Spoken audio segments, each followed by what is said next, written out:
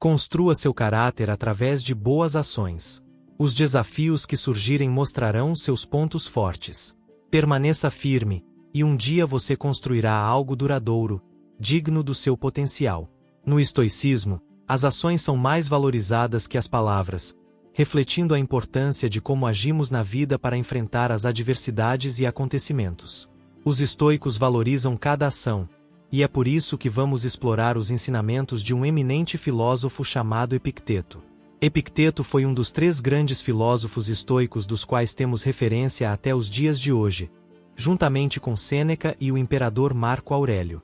Ele nasceu como escravo por volta de 55 d.C., em Hierápolis, na atual Turquia, e faleceu possivelmente em 135 d.C., em Nicópolis.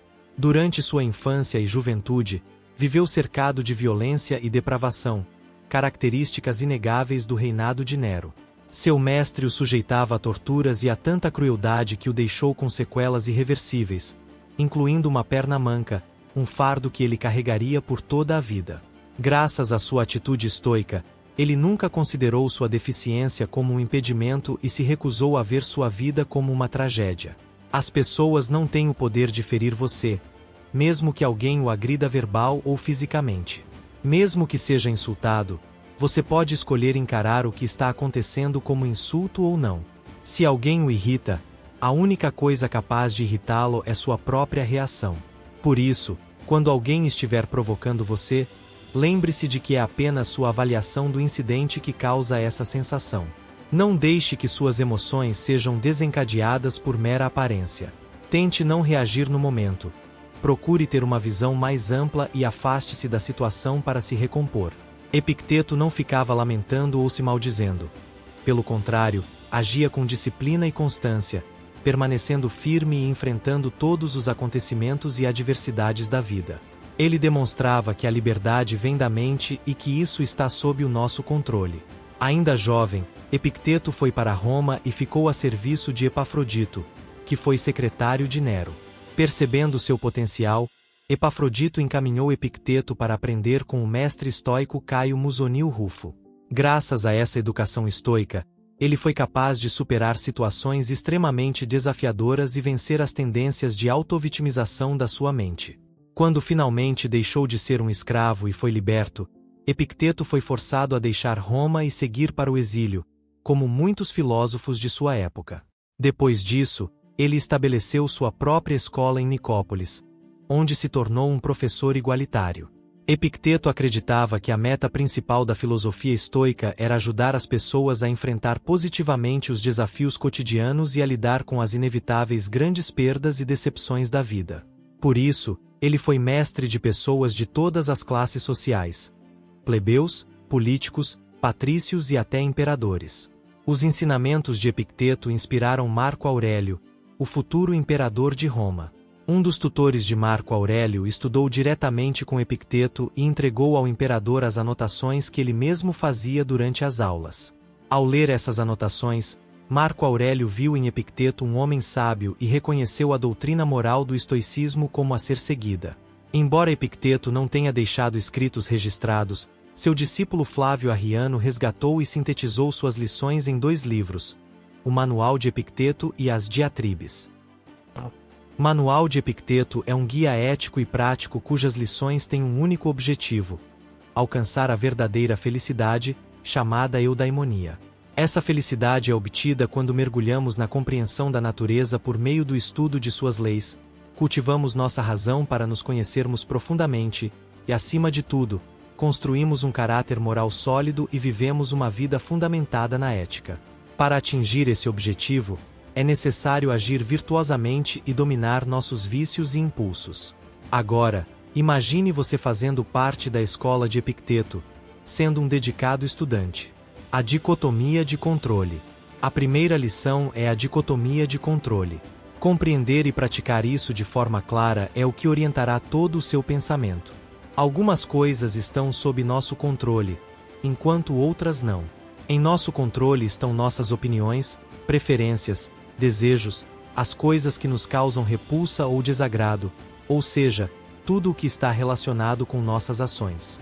Além do nosso controle estão coisas como o tipo de corpo que temos, se nascemos ricos ou pobres, e a maneira como somos vistos pelos outros, ou seja, coisas externas que não dependem de nós. Tentar controlar ou mudar o que não podemos só resulta em decepções e frustrações. Se você achar que tem domínio total sobre coisas que naturalmente estão fora do seu controle, ou se tentar assumir questões de outros como se fossem suas, sua busca será distorcida e, como consequência, você se irritará e lamentará, culpando tanto a Deus, a vida quanto aos outros. Essa autoridade sobre nós mesmos é difícil de praticar, exige controle e autodisciplina. Primeiro, temos que saber diferenciar o que está no nosso controle e o que está fora do nosso controle. Quando nos responsabilizamos pelo que depende de nós e aceitamos o que está além do nosso controle sem nos lamentarmos ou nos vitimizar, progredimos moralmente. Mas quando desperdiçamos nosso tempo em críticas ou em rebater ações de outras pessoas, minamos nossa energia, o que só nos causa decepções e frustrações. Autocontrol. Epicteto ensinava que o autocontrole é crucial. Ele afirmava que se permitirmos que frustrações e ansiedades nos dominem, nos tornamos prisioneiros dessas emoções perturbadoras. Como resultado, nossa vida se transforma em um percurso de angústia e sofrimento. Precisamos nos treinar para não reagir impulsivamente e manter nossa serenidade e tranquilidade diante de acontecimentos inesperados e desfavoráveis. Comece com coisas pequenas.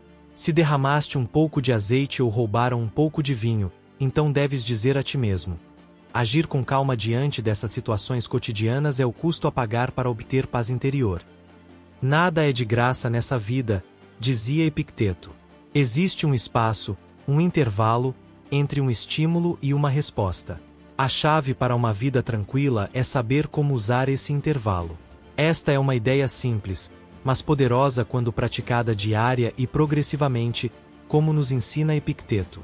Por exemplo, você está preso no trânsito, atrasado para um compromisso, e o semáforo fecha justo quando é sua vez de passar. O motorista atrás de você não consegue frear a tempo e colide com a traseira do seu carro. Por mais desagradável que a situação seja, você não precisa reagir com raiva ou agressividade pelo seu veículo danificado e a possibilidade de perder o compromisso. O trânsito, o semáforo e o motorista que colidiu com você são eventos externos que você não pode controlar. No entanto, a maneira como você responde a essa situação está inteiramente sob seu controle. Isso também se aplica a questões mais profundas, como as tendências fundamentais da sua personalidade. Nosso comportamento resulta de decisões conscientes, não de condições externas.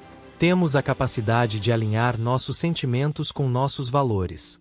Possuímos a iniciativa e a responsabilidade necessárias para moldar nosso destino. Pense na palavra responsabilidade, a capacidade de escolher sua resposta. Pessoas altamente proativas abraçam a responsabilidade e não culpam circunstâncias, condições ou condicionamentos por seu comportamento. Seu comportamento é um produto de escolhas conscientes baseadas em valores, não de condicionamentos guiados por emoções. Você tem a liberdade de escolher, independentemente do estímulo. Sua resposta pode surgir da liberdade de escolha, independente do estímulo. Você tem controle sobre a resposta. O que importa não é o que acontece, mas como você reage. Autoavaliação contínua. A próxima lição é sobre a autoavaliação contínua. Antes de empreender qualquer ação, temos que ser racionais. Devemos olhar para dentro de nós mesmos e nos examinar com olhar crítico, não para nos diminuirmos ou nos vangloriar, mas para conhecer quais são nossas habilidades, recursos e pontos fracos, e tomar uma decisão que seja coerente.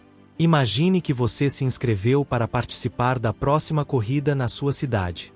Seu desejo é superar a si mesmo, demonstrando que pode conquistar o desafio de 30 quilômetros. No entanto, faltam apenas 2 meses para o evento e você não possui um plano de treinamento específico. Além disso, nunca se aventurou nesse tipo de corrida e, como nunca fez isso antes, não formou uma equipe de apoio para auxiliá-lo durante a prova. Apesar de sua atitude confiante e positiva, é provável que desista antes de concluir a corrida ou até mesmo se machuque gravemente. O que Epicteto nos ensina é que antes de se propuser a fazer algo, é fundamental realizar uma avaliação racional, olhando de forma imparcial para si mesmo. Esse exercício não tem como objetivo diminuir sua autoestima, mas sim identificar tanto suas fraquezas quanto seus pontos fortes. Dessa maneira, evitamos negligenciar nossas áreas de fragilidades e também não exageramos na valorização de nossos pontos fortes. É a chave para um crescimento equilibrado e bem-sucedido em nossos objetivos.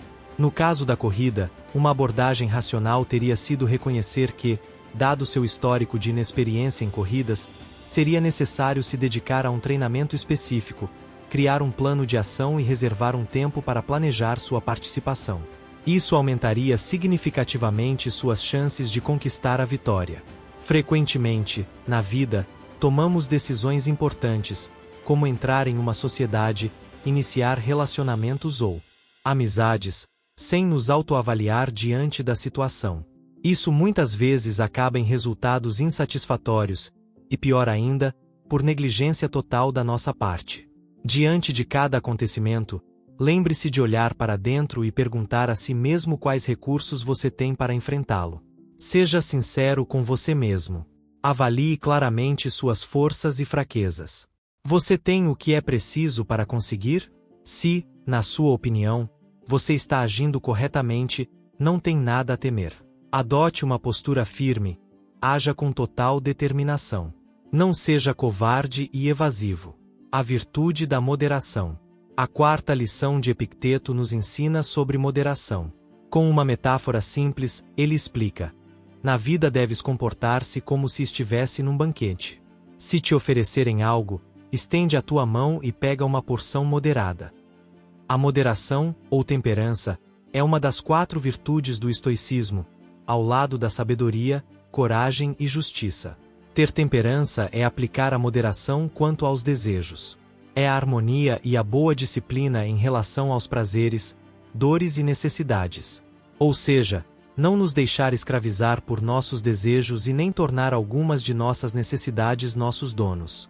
Aprender a manter uma distância saudável dos nossos desejos não significa não sentir mais nada, negar ou tentar eliminar o que sentimos. Negar ou fingir que o sentimento não existe é totalmente prejudicial à nossa saúde mental e equilíbrio. No estoicismo, aprendemos a praticar a moderação. Imagine que você recebeu um bônus inesperado em seu trabalho. Ao invés de gastar tudo impulsivamente, você opta por usar parte desse valor para cobrir despesas essenciais e poupar o restante para um futuro investimento.